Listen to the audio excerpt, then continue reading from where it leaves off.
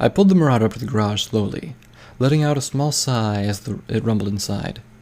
As the engine shut off, I thought to myself that as much as I wanted to stay here and rest for a few days, we needed to restock and get moving as fast as we could. 42 was on the move again, and I needed to stay focused. I couldn't help but frown as I imagined Harmony's body still sitting in the red lantern. "I'm sorry I couldn't bury you," I said softly, opening the car door and stepping out. Sky flew into the open garage, hugging me tightly, with a smile on her face. I tried to speak, cutting myself off as I watched a heavily bandaged Carlotta swoop in behind me, landing with a wince and a smile of her own. "You should know it takes more than a small army to bring down a griffin like me." She closed her eyes and proudly puffed up her wounded chest. I broke off from Sky and wrapped my hooves around the gruff flyer, feeling her tense and whine as I pressed into her. She pushed me off, trying to force her expression back to her stone-cold killer look. "Ripcord's upstairs, but he's in pretty bad shape. Sky will be heading out to get the doc from Tenpony soon. I'm glad you're all right. As much as I hate to admit it, you're family to us, and being family means I get to worry about you," I said as I smiled softly. "It's just..." I stopped and sniffed at the air. I could smell smoke coming from upstairs. I nearly jumped off the ground as I turned and bolted, almost tripping over my mattress as my hooves slid around the Marauder. "Fire!" I yelled as I climbed two of the stairs to the kitchen door. I unlatched it and watched in horror as a wave of black and brown guns poured down onto me. One of the rifles smacked painfully against the regrown hoof, knocking me off balance. I slid down the garage floor, sprawling out as the gunvalanche poured over me, wincing as the pile came to a stop, the guns jabbing me uncomfortably all over as I started to hyperventilate. "Cool your jets, Backlash!" I could hear Carlotta's muffled voice through the guns. "Brass is just cooking. That's why everything smells burnt!" She yelled up through the doorway as I heard the crash of a pot against the stove. "Fuck off, Carlotta!" Brass's voice sung out from the kitchen with an air of sarcasm. I reached my hoof up through the mass of service rifles, hoping that someone would help me up. I felt a hoof hook around mine and lift me effortlessly, pulling me out of the air. I looked up to see that Isaac stood on the Marauder's hood, lifting me with the grip of barely a single hoof. "Wow," Carlotta remarked as she walked up to the cyber zebra. "The hell did your folks feed you when you were a foal? Steel shavings and containers of buck?" Fuck. Now he was going to tell her he was a robot. I don't want too many ponies to know what he really is. I want to keep potential freakouts to a minimum. The fact is that Isaac is real enough to fool every pony so far, so why risk an incident? Actually, He nervously shifted his weight, the rusty car hood slightly groaning as he swayed. He's a cyber zebra. He doesn't like to tell people because they might freak out, so please don't freak out. I cut him off with a nervous grin, feeling a small sense of relief as he seemed to understand what I was trying to do. Carlotta shrugged and limped her way past me upstairs as Sky narrowed her eyes, seeing through my lie as if it was clear as glass. "Look, I'll explain later," I said slowly, watching her relax mildly, my stomach growling louder as I was lowered next to the pile of rifles. "Maybe after I get something to eat?" Sky gave me a heavy sigh and rolled her eyes and floated up the semi-gun-covered stairway. Longbow opened the car door and walked over slowly to me as Isaac lowered me to the floor. "Backlash, I was wondering if we could talk," she said slowly before looking up to Isaac with a light blush. "Alone?" Isaac smiled and nodded, leaping off the hood to the stairwell, swiftly maneuvering himself up to the kitchen. Longbow turned and headed out of the garage as I followed. "Is everything all right?" I said slowly, hoping she wasn't going to say that she was just caught up in the moment this morning. I liked her more than I've liked any mare ever, but now that she had showed me she felt the same way, I was scared to death that she'd end up like Harmony or Sprocket. I felt a sharp jab in my chest as I remembered the stallion's warm smile. No, she said sadly, a large amount of regret in her voice. I have a confession to make. She kicked a rock, watching as it skipped across the muddy street. The pain in my chest grew greater, making it hard to stand. I knew it. She was going to tell me she didn't feel the same way. I already know what you're going to say, I said as I plopped down into the cold mud. Honestly, I don't know what I had expected. I jabbed my hoof sadly into the wet ground, drawing a small, frowning face. How did you know? She sounded genuinely surprised before she slouched and hung her head low. I guess I really screwed up. Huh. Her regret lingered in the air as my heart strained. No, I understand that I made things awkward this morning and that you just got swept up in everything. I smiled and looked over to her, lifting her chin with my hoof. Besides, you're a young and beautiful steel ranger. How could you fall in love with some pony like a wasteland merchant? Longbow let out a soft gasp and smiled up at me, her teary eyes filling with happiness. What are you talking about? She put a hoof to my foreleg, pushing it away from her chin as she leaned in and kissed my cheek. I want to be with you. I blinked a few times in confusion. You do? My mind flooded itself with a dozen different emotions at once, as I replayed her words over and over again before my happiness won out. You do! I jumped up and wrapped my hooves around her, ignoring the pain in my body as I hung off her armor and embraced her tightly. She patted me on the back and laughed as we sat there awkwardly in the street. I heard her stomach growl through her armor, and we both froze. How about we talk after getting something to eat? You know, before we both collapse of starvation? She smiled brightly up at me as I hopped off her. A slight twitch in her blushing cheek meant that something she originally wanted to talk about was still bothering her greatly. I turned and headed back to the garage as Skyline swooped down through it. You sold our shop? She said as she put her forehooves on my chest, landing in front of me in the mud softly. She eyed over Longbow, watching her intently while she walked up the stairs, only turning back to me once she was out of sight. We'll get to the shop in a minute, but first of all, really? Her?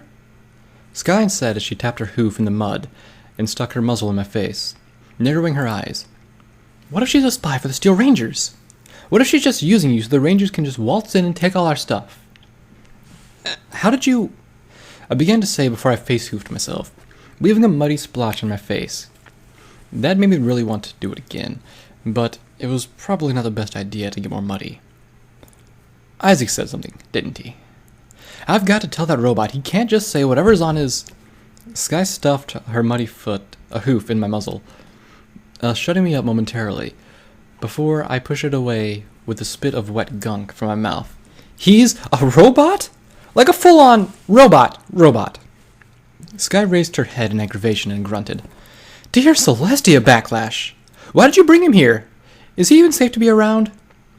As I finally got the muddy taste out of my mouth, she smacked me on the head, making me bite my tongue painfully.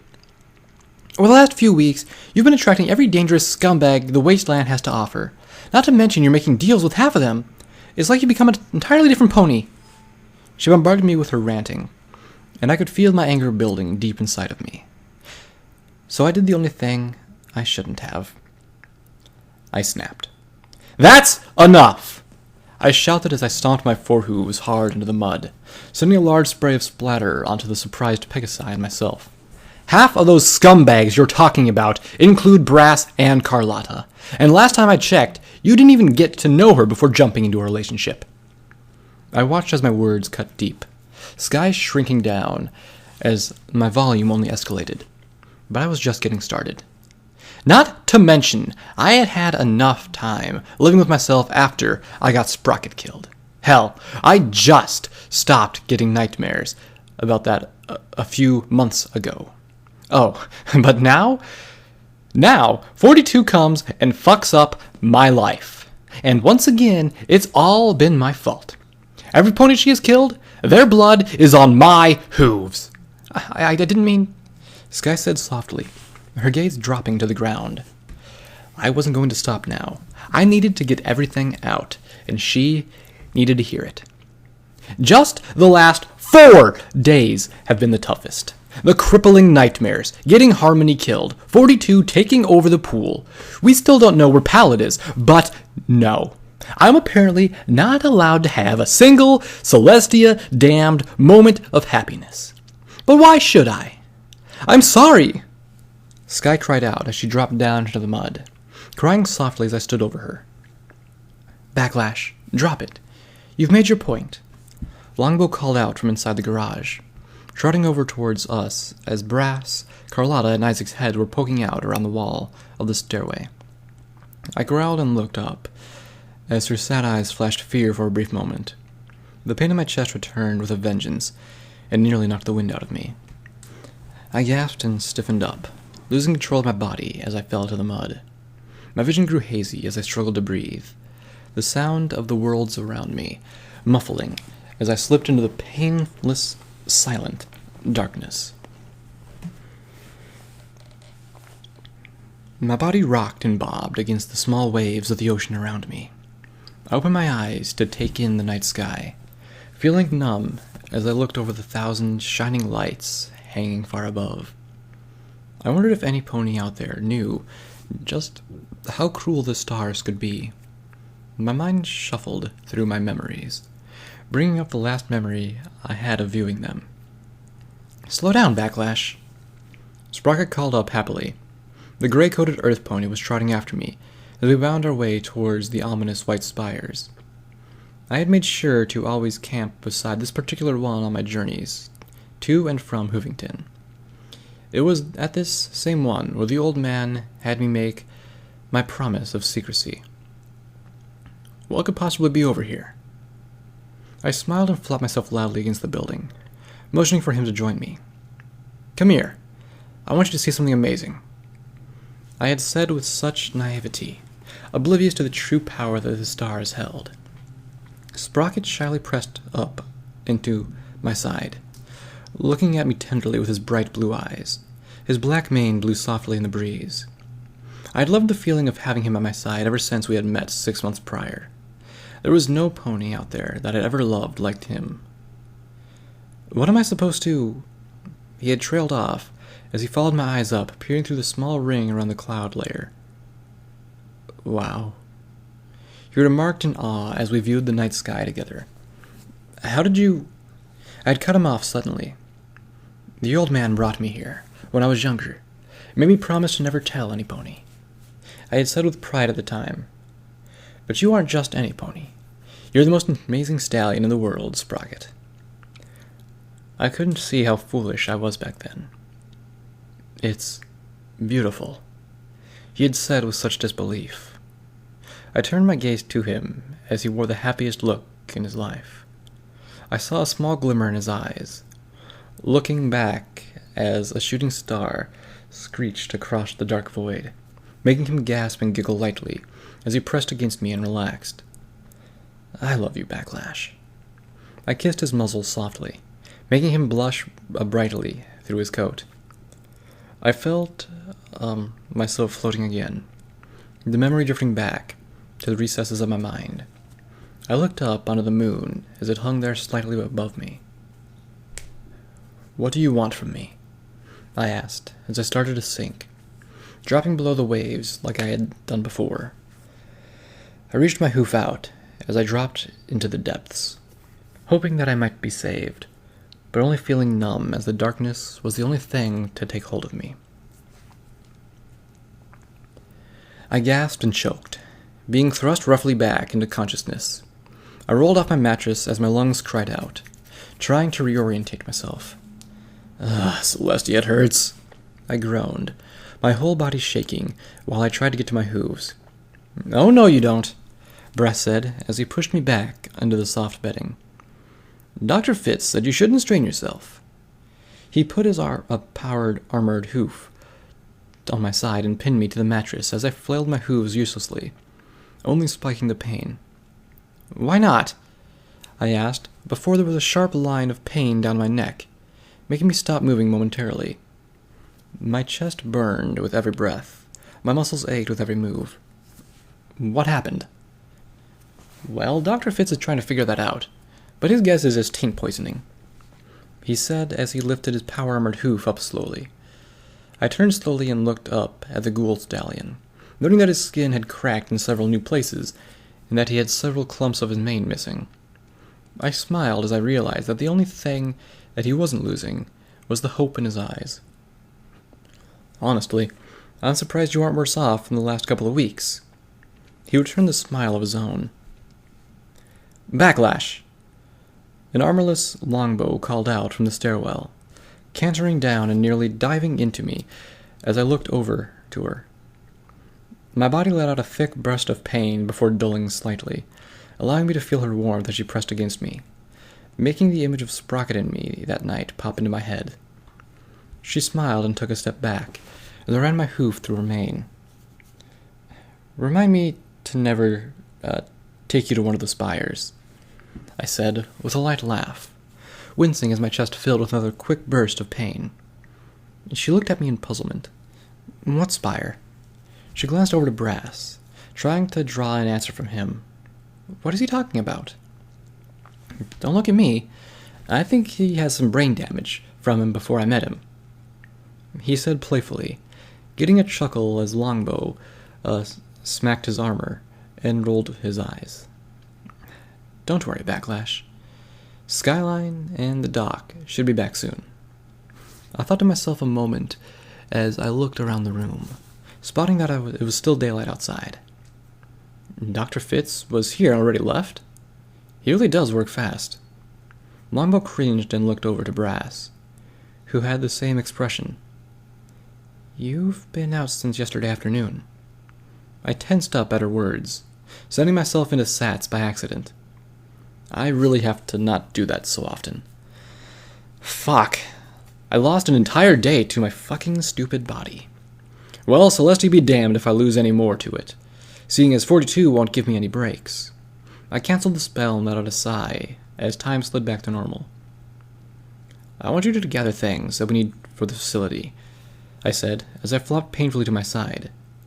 Brass shook his head slowly. You need... I cut him off. We need to stay ahead of 42.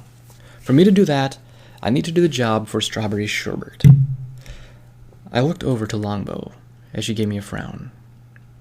No pony is going anywhere, Carlotta said sternly as she strode in unbandaged, a pantheon of fresh scars adorning her body.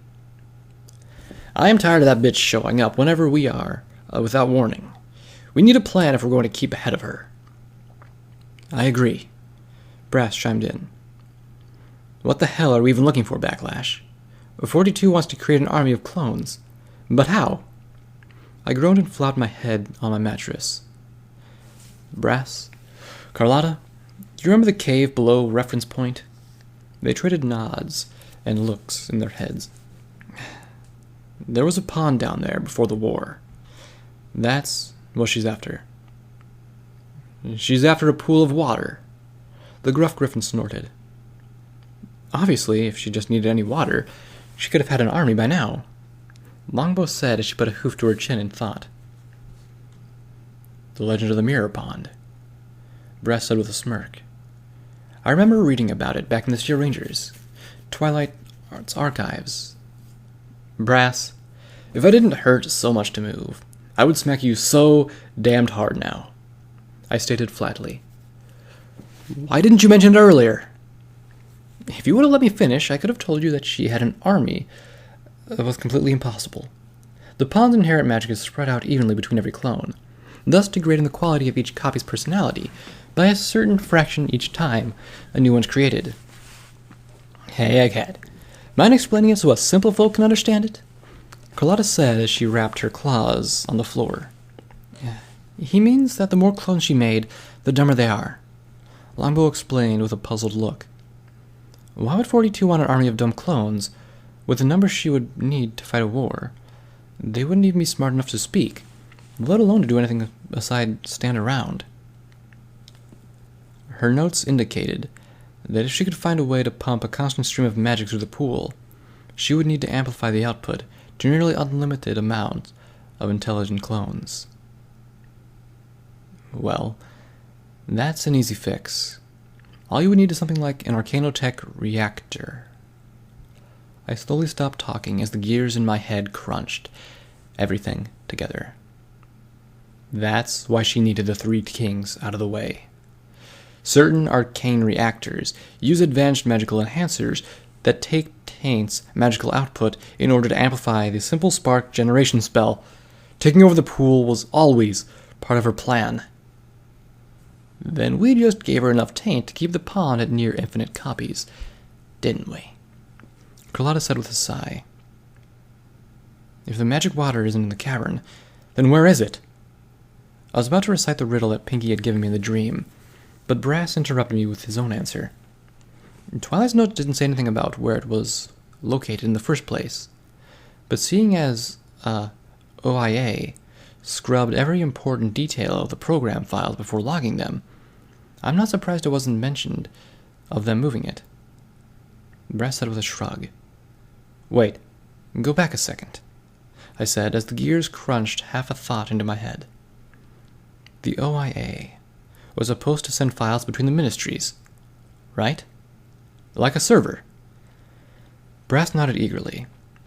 Yes, their servers were how they could access files in the first place, back at Alpha Base.